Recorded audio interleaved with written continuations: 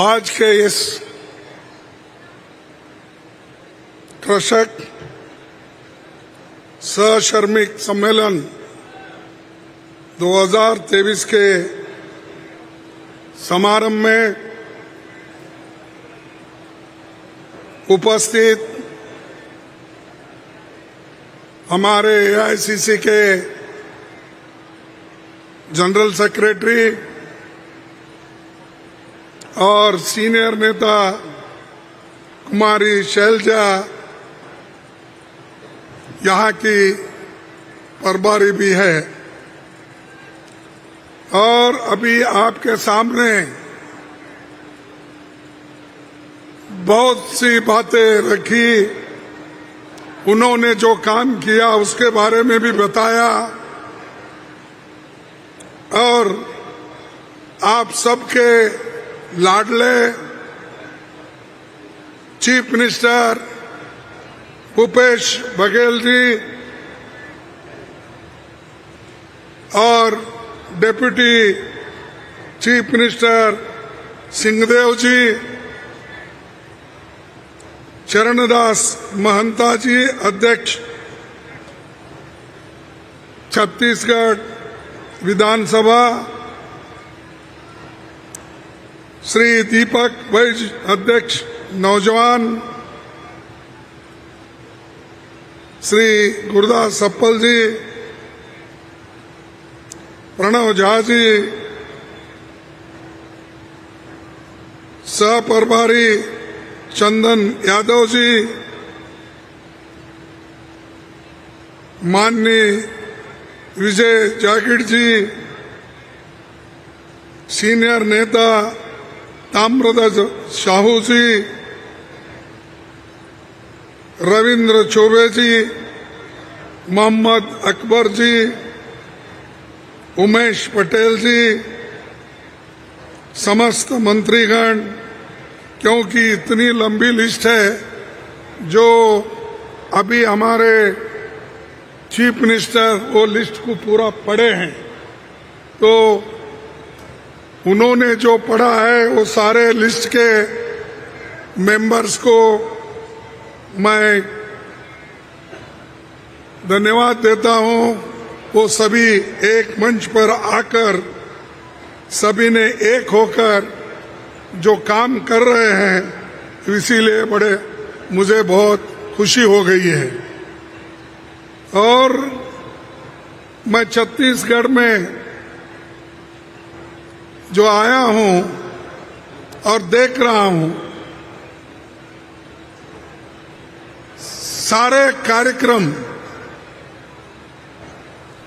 अच्छे तरीके से भूपेश बघेल की सरकार चला रही है और उसका बेनिफिट आपको मिल रहा है। मिल रहा है नहीं? अरे जरा जोर से बोल रहे हो। मिल रहा है तो बोलो, नहीं है तो नहीं बोलो।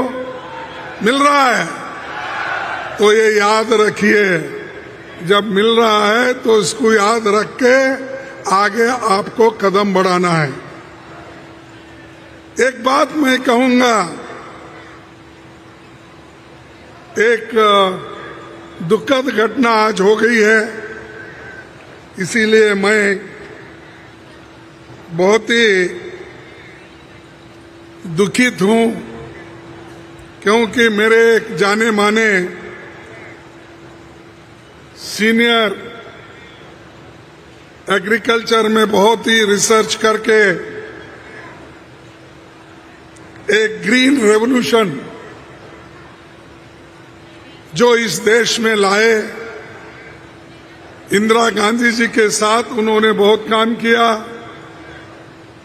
और मैं जब एग्रीकल्चर यूनिवर्सिटी का एक मेंबर था, मेरी उम्र उस वक्त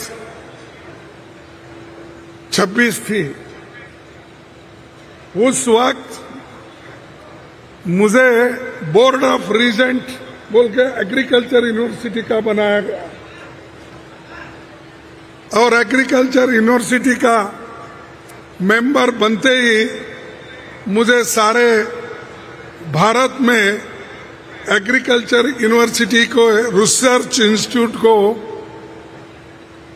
मिलना, विजिट करने का भाग्य मिला था। तो स्वामीनाथन उस वक्त हमारे एग्रीकल्चर के हेड थे। रिसर्च स्टेशन के पूरे एग्रीकल्चर यूनिवर्सिटी के वो पूरा हेड थे। काम बहुत अच्छा करा और उनका हिंदुस्तान में ही नहीं सारे दुनिया में उनका नाम हुआ था। इसीलिए मैं उनको याद करता हूं और ये कहूंगा, ये गलत नहीं होगा कि वो एक father of the green revolution of India, जिसकी तारीफ इंदिरा गांधी जी ने की, जिसकी तारीफ राजीव गांधी जी ने किया, मनमोहन सिंह जी ने किया, सभी ने किया। यहां तक कि वो राज्यसभा के मेंबर भी हमारे तरफ से थे। ये गवर्नर से नॉमिनेटेड थे, ये प्रेसिडेंट ऑफ इंडिया से नॉमिनेटेड थे। बहुत ही अच्छे व्यक्ति और देश के किसानों के लिए बहुत कुछ योगदान उन्होंने दिया। इसीलिए मैं उनको याद करता हूं। मैं आपसे एक रिक्वेस्ट करूंगा, उनके आत्मा को शांति मिले, इसीलिए 2 मिनट अगर आप उनको श्रद्धांजलि अर्पित करेंगे तो मुझे बहुत आपका मैं आभारी हूं।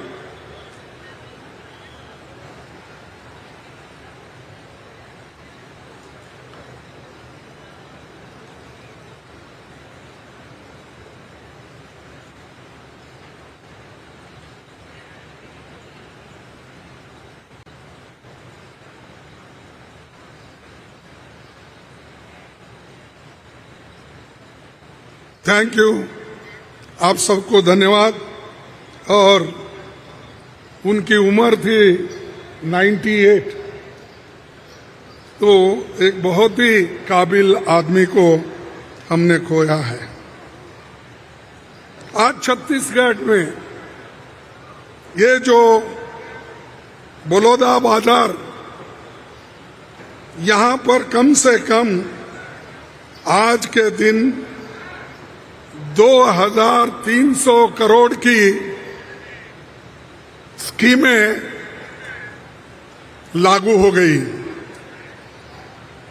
और इससे पहले भी जो भूमि पूजन हमने की थी उसका भी 267 करोड़ यहां पर सबको दिया गया, यानी ये कार्यक्रम दिए गए। और ऐसा कार्यक्रम शायद किसी राज्य में भी नहीं होगा। और ऐसा कार्यक्रम मैं कहूंगा 15 साल में रमन सिंह तो देखा नहीं होगा। उन्होंने 15 साल थे, हमको मिले सिर्फ 5 साल। जो 5 साल में इतना सब कुछ हम करते हैं किसानों के लिए, किसान मजदूरों के लिए, स्त्रियों के लिए, बच्चों के लिए, सबके लिए हम जब कर रहे हैं, ये देखकर भी शायद बीजेपी वाले हैरान होंगे। और मैं सुना आज रायपुर में नड्डा साहब भी आए हैं और अमित शाह साहब भी आए हों। वो सोच रहे होंगे कि इस जो बलौदा बाजार में क्या चल रहा है। ये सब हिसाब रखते हैं कि हमारे लोग कहाँ कहाँ जाते हैं, उनके पीछे उनके सीआईडी तो रहते ही है। साहब ये लोग बोले, इतने लोग आए थे, इतने लोग उनको मिला, ये सब चीजें उनको बताते हैं। तो इसलिए उनको भी मालूम होगा कि आप इतने लोग जोश के साथ कांग्रेस पार्टी के पीछे हो, साथ हो, और बघेल साहब के साथ आप सभी लोग काम कर रहे हैं और कांग्रेस के पूरे मिनिस्टर एक होकर कर रहे हैं। और जब एक होकर जब काम करते हैं तो तुमको कोई हटा नहीं सकता। जब एक लकड़ी रहती है कोई भी तोड़ सकता है, लेकिन 10 लकड़ियां मिला के अगर उसको तोड़ने के लिए कहो कभी टूटता नहीं। ऐसा आज सब मिलके आपने जो काम किया, ये बहुत बड़ा काम आप लोगों ने किया और वो भी हमारे मजदूरों के लिए। जब हमारी सरकार थी हमने अनेक स्कीम सेंट्रल गवर्नमेंट में लाए थे और जितने भी स्कीम्स है, प्रोविडेंट फंड का हो, ESIC का हो और जो मजदूरों को मिलने का हक था उसको पूरी देने की हमने कोशिश की।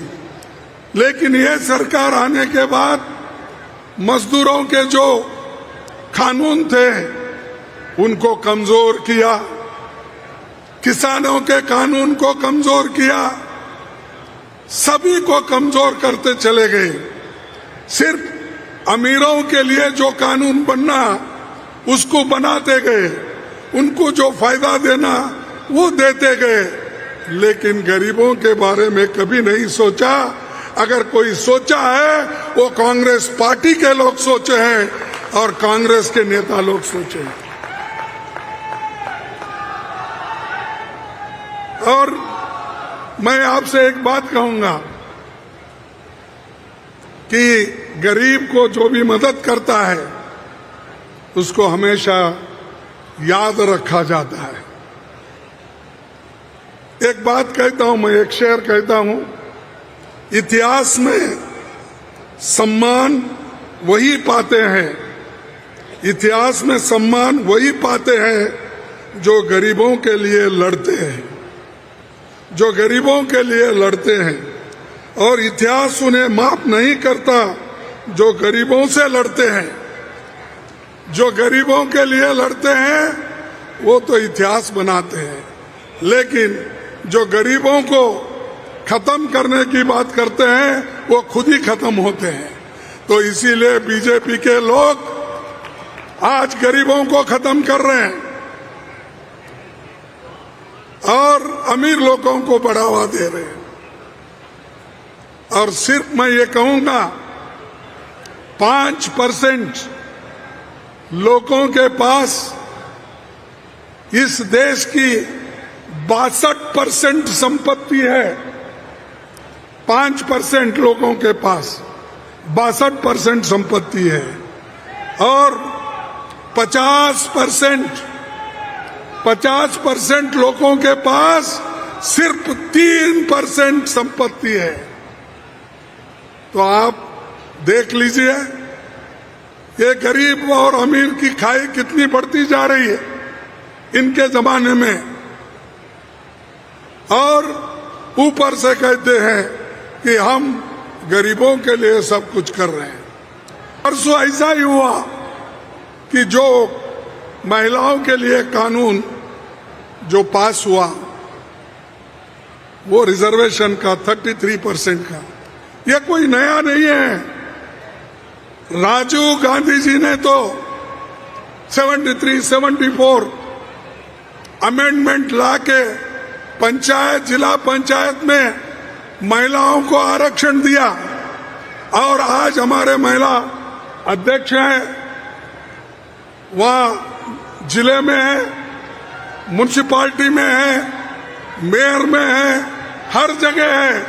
अरे ये काम ने तो राजीव गांधी पहले ही कर चुके हैं। और आप जब राजीव गांधी महिलाओं के लिए 33% रिजर्वेशन लाया, उस वक्त यही बीजेपी के लोग उसको विरोध किए और हमको हार खाना पड़ा। हम एक सदन में हमको बहुमत मिला, लेकिन दूसरे सदन में यही बीजेपी के लोग उसको खिलाफ करके हमारे उस महिला बिल को, रिजर्वेशन बिल को खत्म किए। आज छाती ठोक के कहते हैं कि हमने किया, और कब करने वाले हैं?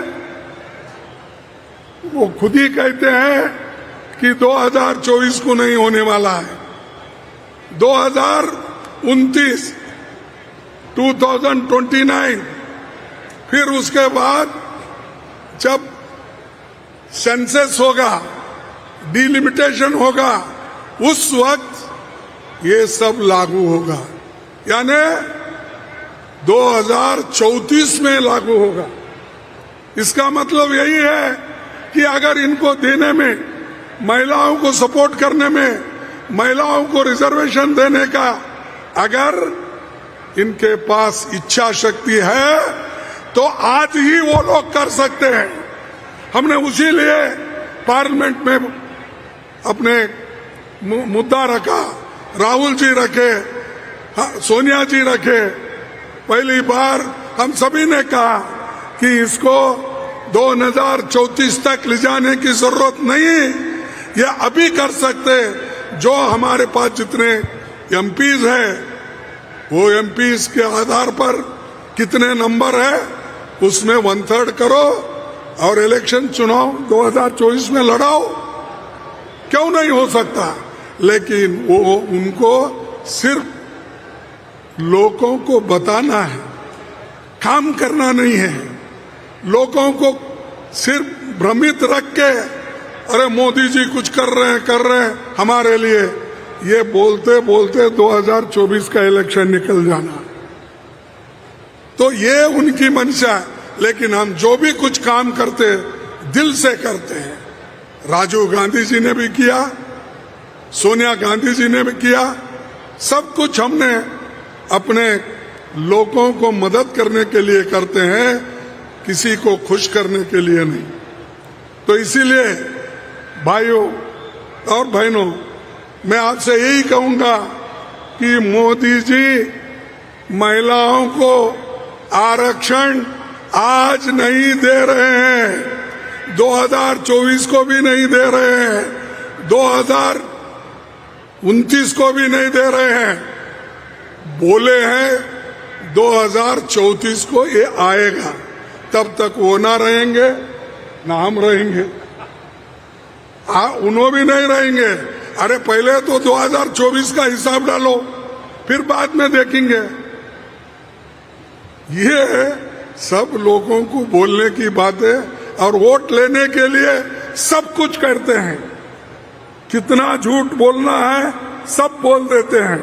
जैसा कि पहले ही बोले जुमला कि 2 करोड़ रुपए सबको, 2 करोड़ नौकरियां इस देश में मैं हर युवक को देता हूं। उन्होंने कहा अरे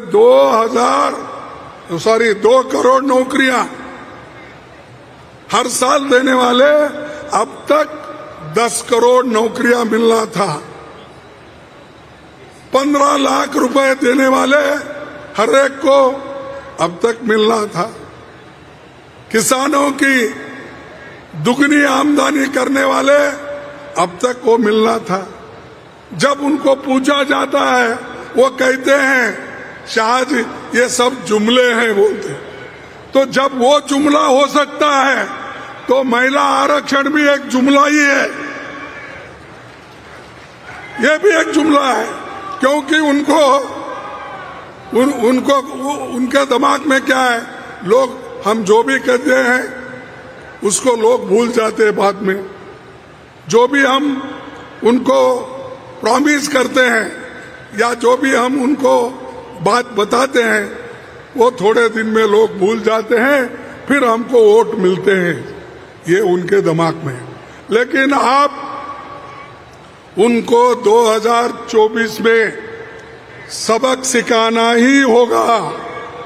आप सभी लोग मिलके हाथ के निशाने के ऊपर अगर बटन दबाए तो ये नहीं रहेंगे 2024 में। अगर आप मेहनत नहीं करेंगे, सिर्फ यहाँ सुन के जाएंगे, कार्यक्रम लेके जाएंगे, बघेल देते जाएंगे, तुम लेते जाएंगे, फिर हमको भूलेंगे। ऐसा नहीं होगा, ऐसा नहीं होगा ना, नहीं होगा। हाँ, तो आप सभी हाथ के निशान पे वोट देंगे। अरे जरा जोर से बोलो भाई, हमारी भी मेहनत है इसमें, देंगे।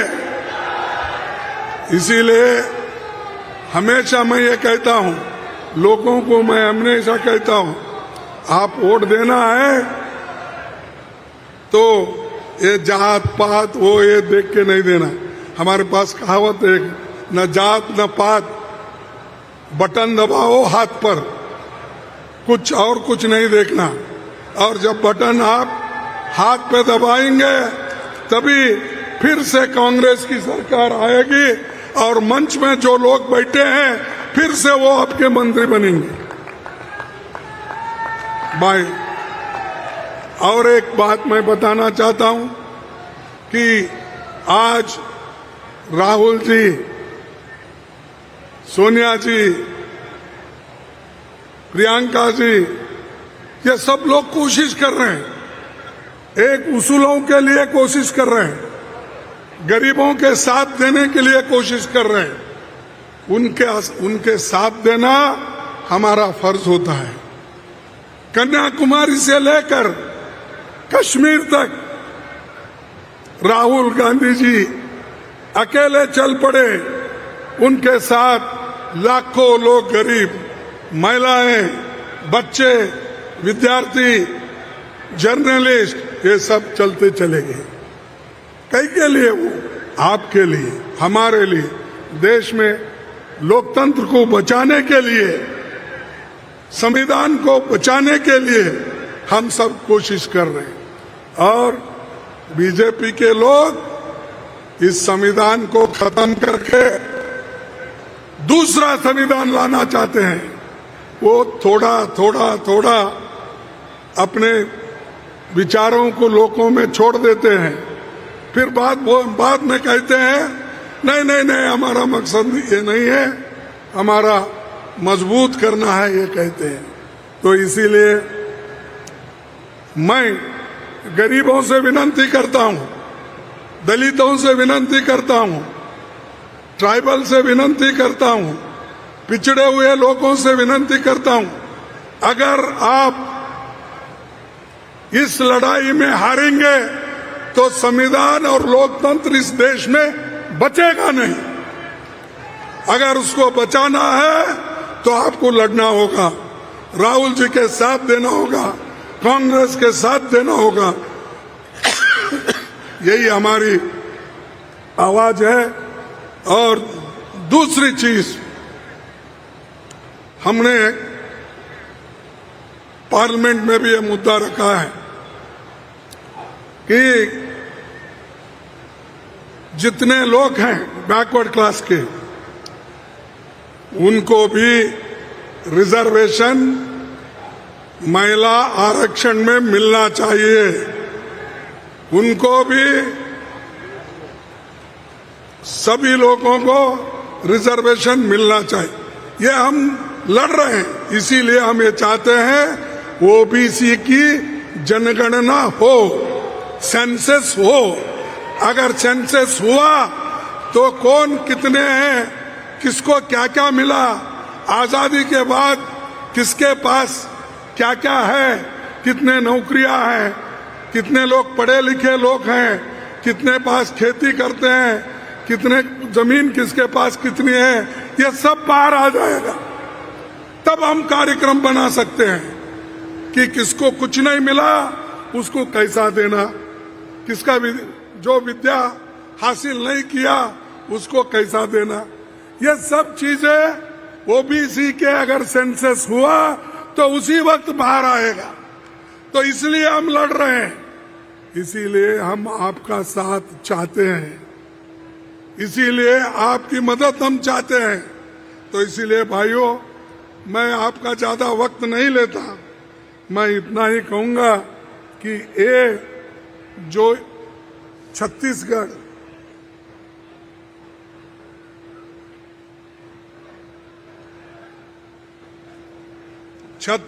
में खास करके घासीदास जी जो सतनामी पंथ के स्थापना करने में उनका बहुत बड़ा हाथ था और उनकी वजह से ही ये सतनामी पंथ यहाँ पर स्थापित हुई। और आज कोई ऐसी विचारधारा के लोग देश में बहुत कम है। सिर्फ जंतर मंतर वो ये बताते हैं, लेकिन सही मार्ग अगर किसी ने बताया वो घासीदास जी ने बताया। सत्य से चलने का जो सच्चाई है उन्होंने लोगों को दिखाया। बाकी के लोग क्या दिखाते हैं? जादू दिखाते हैं। बहुत बड़े बड़े मैं भी देखा हूं, आज इधर इधर के नौजवान लोग भी साधु बन रहे, बगैर सोचे बगैर समझे। बहुत से हैं, मैं नाम नहीं लेना चाहता हूं, लेकिन ये लोग अपने जीवन में दुख का सहन करके संघर्ष करके इन्होंने लोगों को बचाने के लिए, लोगों को धर्म के रास्ते पे लाने के लिए, लोगों को अच्छाई दिखाने के लिए इन्होंने स्थापना की। इसीलिए तो सतनामी आज बहुत से लोग सही रास्ते पे है और सही रास्ता दिखाने वाला घासीदास जी वो छत्तीसगढ़ से है। और एक बात मैं बताऊंगा, मिनी माता जी का भी बहुत यहाँ पर एक देन है। इसी बलाद बाजार में पहली महिला लोकसभा सांसद बनी। तुम अभी बनाने में हो, तो हम पहले ही कांग्रेस से बना दिए। सबसे पहले एक महिला कांग्रेस की अध्यक्ष बनी। कौन? सरोजनी नायडू। वो कांग्रेस की थी, वो पहली महिला थी। इंदिरा गांधी पहली महिला प्रधानमंत्री। सोनिया गांधी अध्यक्ष महिला, वो कांग्रेस के। पहला प्रतिभा पाटिल को हमने इस देश का अध्यक्ष बनाया। लोकसभा के अध्यक्ष मीरा कुमारी ये पहली महिला बनी। सब पहला पहला पहला जो आता है वो कांग्रेस का आता है।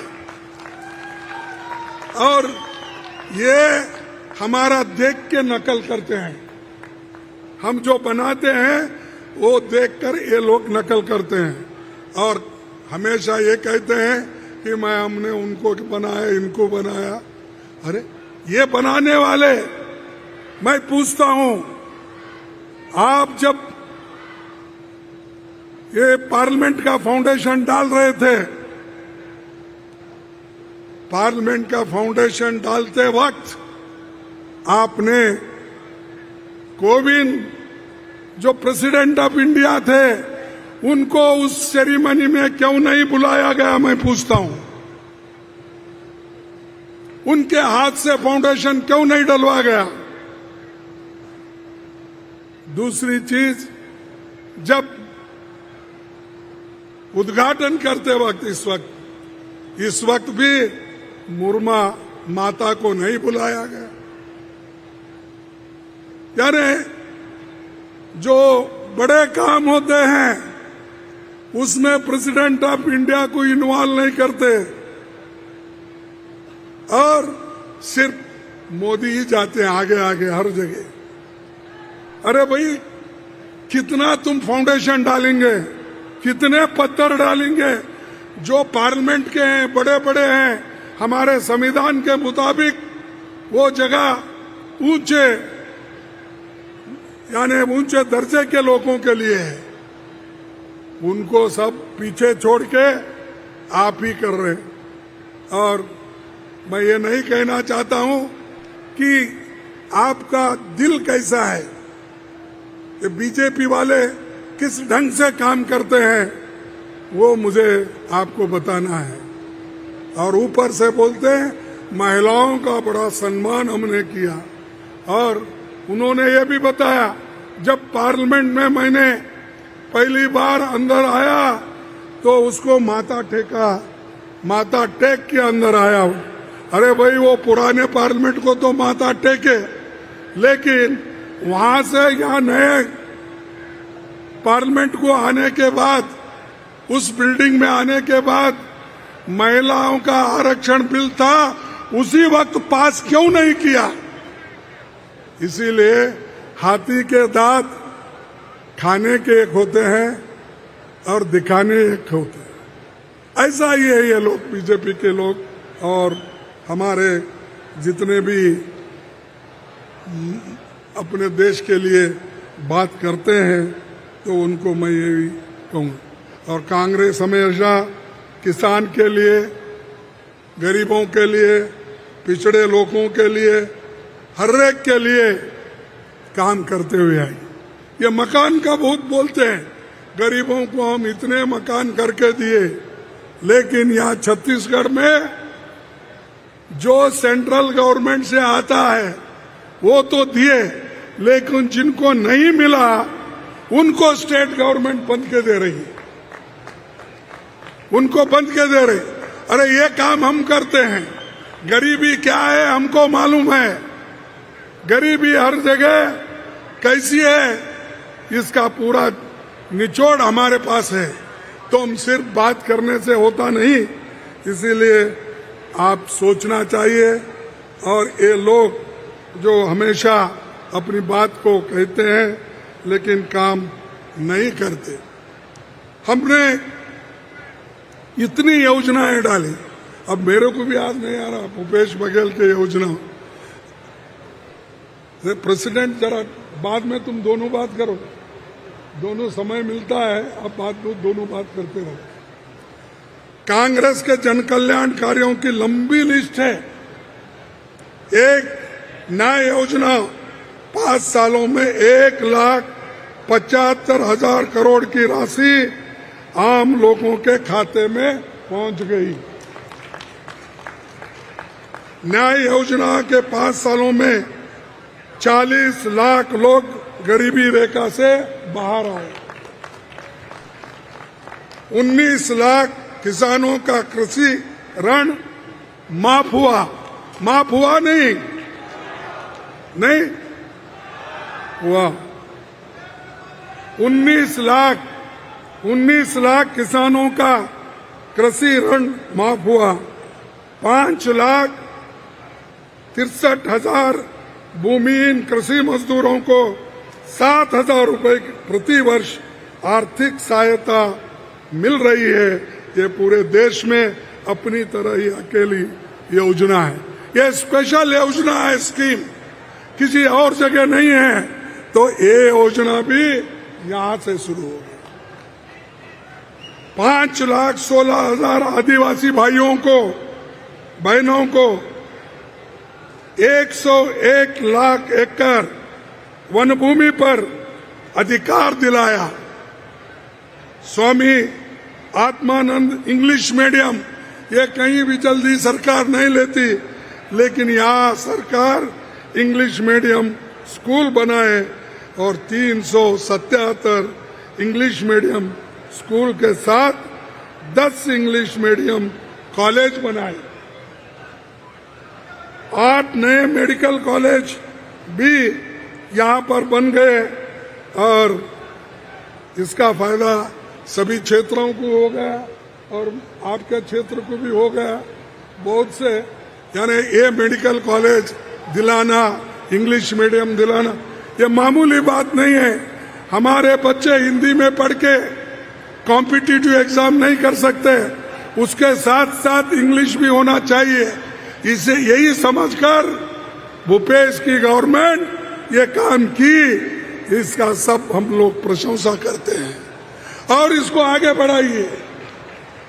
हिंदी को भी आप स्थान दीजिए, साथ साथ टेक्निकल इंस्टीट्यूशन, स्किल डेवलपमेंट, इसको भी आप बढ़ावा देना चाहिए, तभी गरीबों के बच्चे आगे आ सकते हैं। इस तरफ मैं ध्यान देने के लिए आपसे जो कह रहा हूं, लेकिन कहने के पहले आप करके बताए हैं, तो इसीलिए इसके ऊपर मैं ज़्यादा बात नहीं करना चाहता हूं। लेकिन जो आने वाले पार्लियामेंट इलेक्शन में भी आपको ध्यान देना है।